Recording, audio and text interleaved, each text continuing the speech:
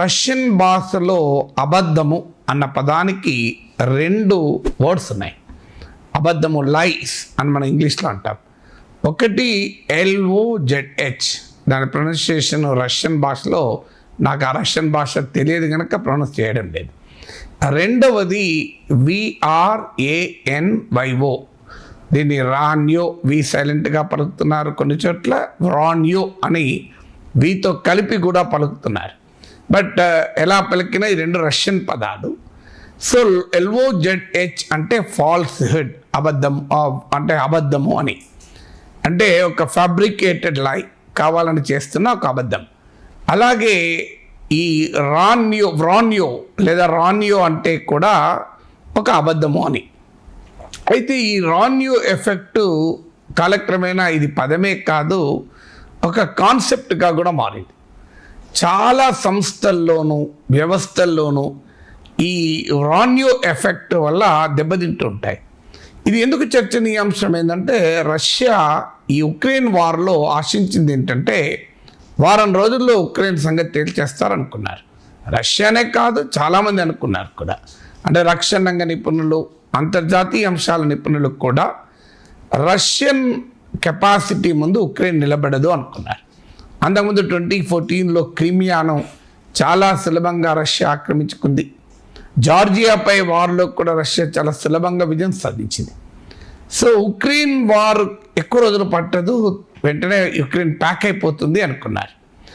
Course Ukraine సైన్యానికి కావలసిన ఆయుధాలు, సపోర్ట్ వెస్ట్రన్ కంట్రీస్ నుంచి వచ్చిన మాట నిజం. కానీ అది కూడా ఊహించింది, వెస్ట్రన్ కంట్రీస్ మద్దతు ఇస్తాయని కూడా ఊహించింది. అయినా కూడా ఇది డిస్ప్రపోర్షనేట్ వార్ అనుకున్నాం. అంటే రష్యా ముందు ఉక్రెయిన్ నిలబడలేదు, it's only a question of days అని. ఒక దశలో కీవ్ నగరాన్ని చుట్టుముట్టాయి కూడా. రష్యన్ సైన్యాలు 20 కిలోమీటర్ల దూరంలో కీవ్ నగరం వద్ద ఉన్నాయి. కానీ కాలక్రమేణా Russia is finding it extremely difficult to win this war. ఈ యుద్ధం గెలవడం అనేది చాలా కష్టంగా ఉంది. ఇది వన్ సైడెడ్ వార్ లాగా లేదు. అయితే ఇప్పటికీ కూడా అనేక ఉక్రెయిన్ ప్రాంతాలు రష్యా ఆక్రమణలో ఉన్నాయి. కానీ స్టిల్ వార్ మాత్రం వన్ సైడెడ్గా లేదు.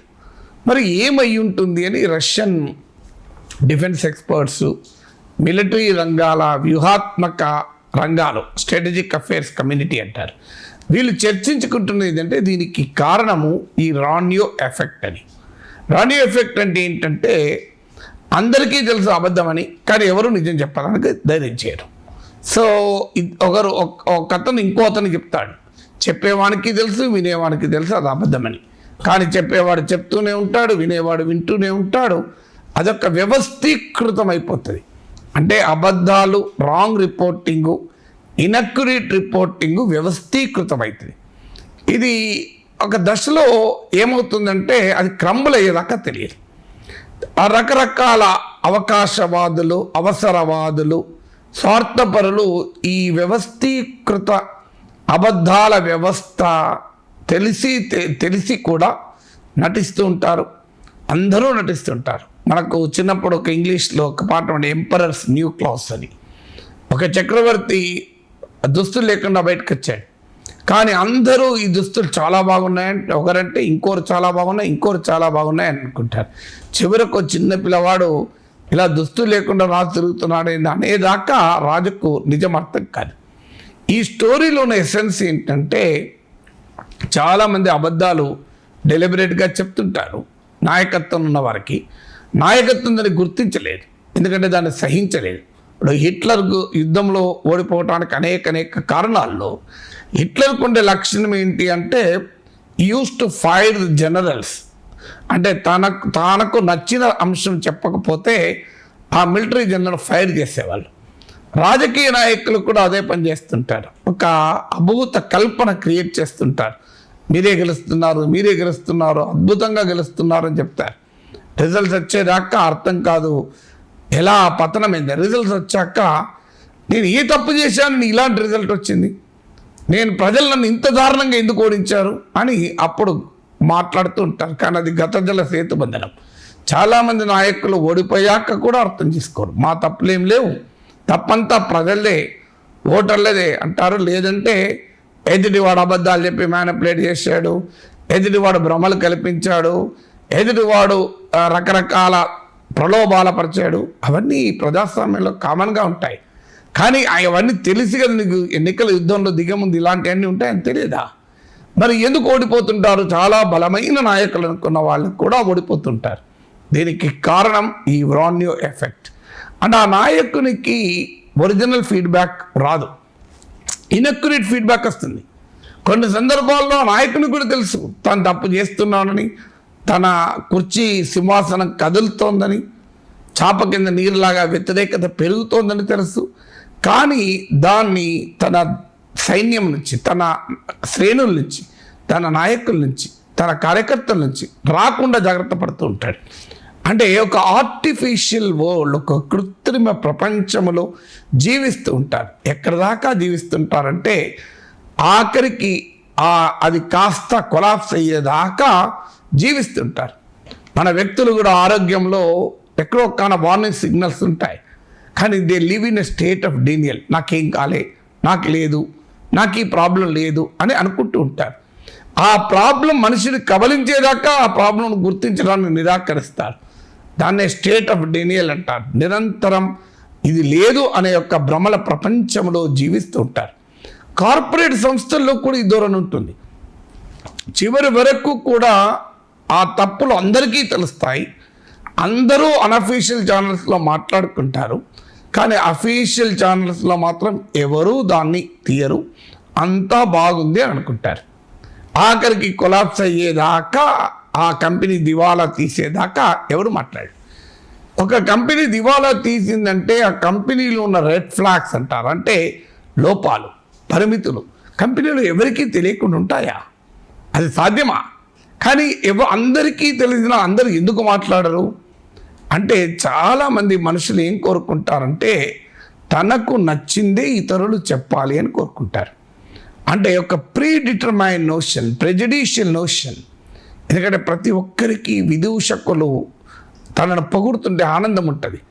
నువ్వు చాలా బ్రహ్మాండమైనవి అని చెప్పి నిన్ను ఎవరైనా పొగిడితే యు ఫీల్ సాటిస్ఫాక్షన్. అదే కుంపముంచుతుంది. ఆ సైకలాజికల్ కంఫర్టే కుంపముంచుతుంది. నేను ఒక న్యూస్ పేపర్లో ఎడిటర్గా ఉన్నప్పుడు వితిన్ 1 వీక్లోనే couple of my colleagues use to come and say, sir మీ ఎడిటోరియల్ చాలా బాగుంది సార్, మీ కాలం చాలా బాగుంది సార్, మీ న్యూస్ జడ్జిమెంట్ చాలా బాగుంది సార్ అని చెప్పేవారు. నేను 1-2 సార్లు అనుమతించాను. 3వసారికి ఏది బాగలేదో చెప్పాల్సి ఉంటే నా రూమ్లోకి రండి, ఏది బాగున్నదో చెప్పడానికి నువ్వు అవసరం లేదు, నాకు తెలుసు అనేవాడిని. నిజమైన మిత్రుడు ఎవరు అంటే నాకు ఏది బాగలేదో చెప్పేవాడు. ఏది బాగలేదో చెప్తే చాలా కష్టంగా ఉంటుంది, బాధగా ఉంటుంది, రుచిగా ఉండదు, కానీ బాగుపడేది అదే.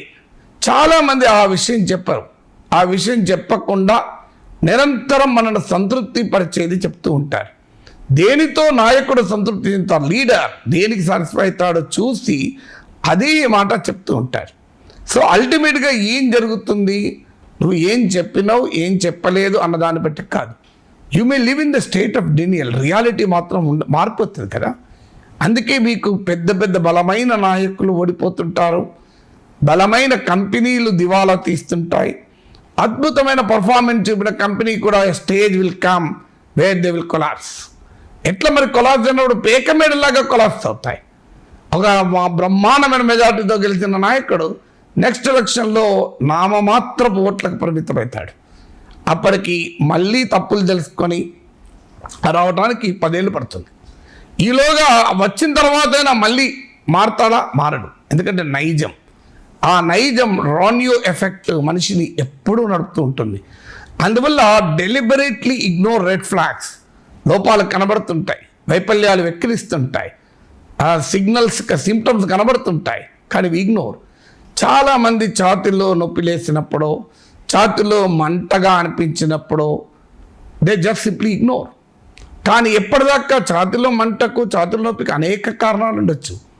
అది గుండెపోటే కావాల్సిన అవసరం లేదు, కానీ అది గుండెపోటు కూడా కావచ్చు. కానీ నేను ఒక్కసారి కార్డియాలజిస్ట్ చూపెట్టుకుంటాను, ఎందుకో మరి కన్సిస్టెంట్గా ఛాతీలో అనీజీగా ఉంది, అనవసరంగా చెమటలు పడుతున్నాయి అని అనుకుంటే you can prevent a major damage to the heart. హార్ట్కు పెద్ద ప్రమాదాన్ని నివారించవచ్చు.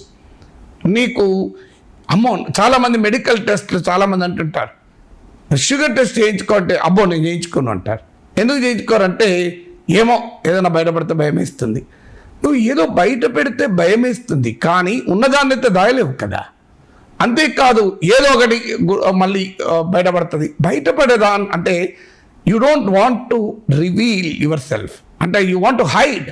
నీలో ఉన్న ఆరోగ్య రుగ్మతల్ని కూడా నువ్వు దాయదలుచుకున్నావు, నువ్వు దాచుకోదలుచుకున్నావు. కానీ నీవు దాస్తే అది దాగదు కదా, నీ శరీరాన్ని లోపలికి వెళ్ళి తీసేస్తుంది కదా. దానికన్నా నువ్వు షుగర్ టెస్ట్ చేయించుకొని, so 3 months sugar A1C test చేయించుకొని, సో ఇఫ్ నీ కండిషన్ ఏంటి, are you non diabetic stage, pre diabetic stage or post diabetic stage అంటే దానికి తగ్గట్టుగా వ్యాయామం చేయొచ్చు, ఆహార అలవాట్లు మార్చుకోవచ్చు, జీవన శైలిని మార్చుకోవచ్చు, ఆ రాబోయే తీవ్ర ప్రమాదాన్ని నివారించవచ్చు. నన్ను చాలామంది చెప్తుంటారు, సడన్గా నా షుగర్ 300-300కి పెరిగింది. సడన్గా ఎందుకు పెరుగుతుంది షుగరు? దానికి పని లేదా? సడన్గా ఏది పెరగదు, సడన్గా ఏది పెరగదు. You pretend as if everything is good. ఇప్పుడు సంసారంలో కూడా ఉంటారు, బిడ్డ కొత్తగా పెళ్ళైనాక తల్లిదండ్రులు వెళ్తారు, బాగా ఎలా ఉన్నారు బిడ్డ అంటే అంత బాగుందమ్మా అంటారు. సో దాస్తుంటారు. కానీ తల్లిదండ్రులతో కాకపోతే సిస్టర్స్తోనో, సిబ్లింగ్స్తోనో, ఫ్రెండ్స్తోనో కనుక ఇఫ్ యూ ఓపెన్ అప్, ఆ ప్రమాదాన్ని నివారించవచ్చు. వాళ్ళు ఇంటర్వ్యూన్ కావచ్చు, వాళ్ళు అడ్వైజ్ చేయొచ్చు. అందువల్ల ఇవన్నీ దేనికి కారణమవుతుందంటే people deliberately create an artificial things, అంటే ఒక కృత్రిమమైన వాతావరణాన్ని తన చుట్టూ, అబద్ధాల వాతావరణాన్ని చుట్టూ, ఒక స్టేట్ ఆఫ్ డినియల్ చుట్టూ సృష్టించుకుంటాడు. దానివల్ల ఏం జరుగుతుంది అంటే if you base your analysis, నీకు లేనిదాన్ని ఉన్నట్టుగా భావించిన, ఉన్నదాన్ని లేనట్టుగా భావించిన చివరికి నష్టపోతాం.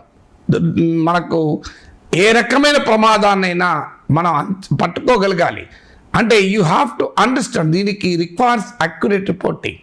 అందుకే కార్పొరేట్ పండితులు చెప్పేది ఏంటంటే, పొలిటికల్ ఆర్గనైజేషన్ నడిపే వాళ్ళైనా, వ్యాపార వాణిజ్య సంస్థలు నడిపే వాళ్ళైనా, ఒక సంస్థకు నాయకత్వం వహించే వాళ్ళైనా, మీకు నచ్చనిది, మీకు రుచించనిది, మీరు ఇష్టపడనిది, మీ అభిప్రాయానికి భిన్నమైంది ఎవరైనా చెప్పినప్పుడు అది నిజమా అని ఒక స్వతంత్రంగా ఆలోచించండి. నిజమైతే ఆ చెప్పిన వ్యక్తిని గౌరవించండి, సత్కరించండి, ఏదో రకంలో రివార్డ్ చేయండి.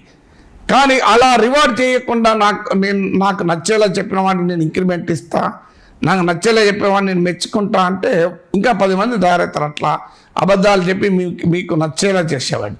కానీ if you start rewarding people who tell you very very bitter truths, అత్యంత చెడు వాస్తవాలు చెప్పేవారు మీకు మీ దగ్గరికి చెప్పారనుకోండి, రివార్డ్ దెమ్, వారు ఇంకో కొద్దిగా చెప్తారు.